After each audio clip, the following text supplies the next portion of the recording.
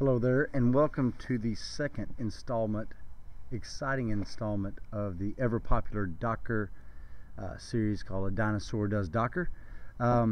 Just going to jump right in. Today we are going to do persistence inside of our containers, show you how to make some changes and save those out so you can reuse as needed.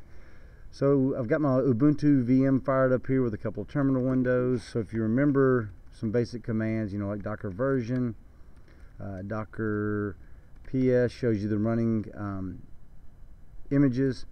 Docker images gives you a listing of everything you've got downloaded and installed, and then like Docker run hello world to verify that everything is kosher there. So we, installations of configs are good. So just to get going here, so Docker run, we're going to run a Tomcat VM. The only difference we're going to do here is I'm going to mount var temp from my host into my container. So var temp is going to be mounted to /mnt inside of my Tomcat web server. So now Tomcat's running. Here's the information about that image running, image name, command it's running, the quote-unquote English version, if you will, and then the port that it's actually listening on. So I want to connect to that guy, so I'm going to do the same command set we did last time. Connect to big swirls, and I'm running on bash. So now I'm inside of that container that's running Tomcat, and I am connected via the bash shell, right? So where Tomcat keeps his information is in this directory, web apps.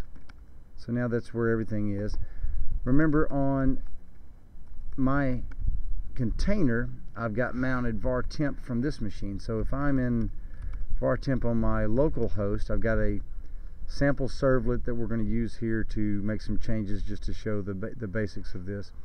So if I was to touch a file or something like that, I now see it there, and I now see it here. So I basically want to copy this servlet file to my container so that I can use it. So I'm just going to go show you. So remember 32774, we're going to fire up a web browser. We're going to point it to that port on the local host. So that one shouldn't have anything because there's nothing listening there. 32774, we should see a basic little app. There we go. We have a hello world application, and so it's just a basic little servlet that's running there. So in order to show the change, if you remember last time, these containers come with a very, very small command set because we're only want enough. We want to stay lightweight so that we can run whatever application is needed. So in this case, that is obviously a Tomcat web server. So I got to grab, I don't have a text editor, so I'm going to grab a VI text editor so that we can actually make a couple of changes and show their persistence. So once that downloads, I can go, when you run that sample servlet, it creates a directory inside the Tomcat structure, and there's the data around that servlet. So I'm just going to modify this HTML index.html file. We'll do something like we'll change the heading. We'll call it Docker persistence, and then we'll for grins we'll add a link here just so we can see it. We'll go to maybe, if I could type, we'll go to EMC code, HTTP. Obviously this could be anything, and it's not even required. It's just another way to show a change in this file that we can see on the web browser. So if I did all that typing correct, this should change. Docker persistence is our new title, and let's see if the EMC code link works. It does work. So now we've made a change to the file that we want to make persistent. So I'm going to close out Firefox. On the host, I need to get the information around this container.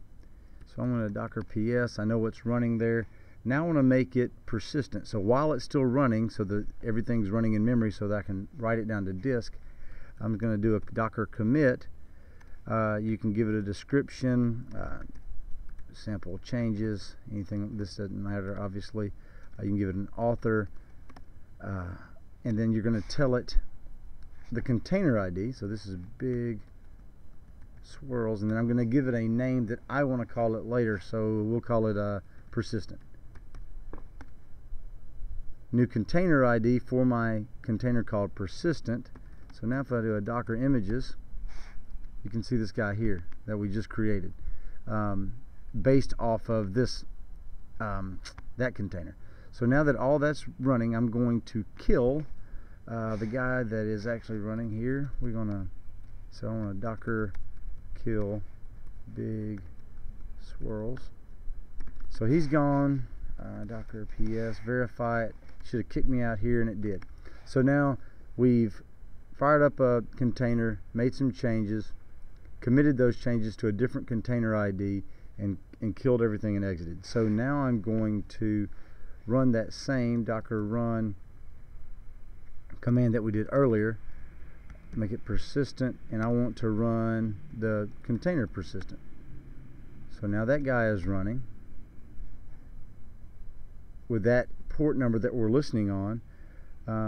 We're going to validate that the changes that we made are live on this new one.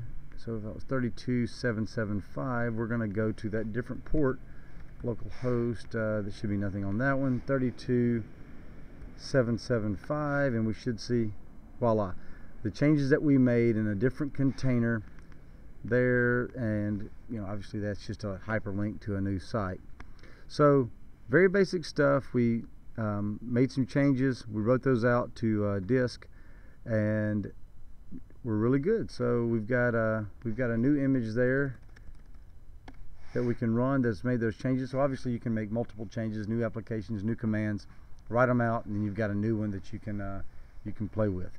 So hope you enjoyed it. Stay tuned for the next installment in the next few weeks, and have a great day.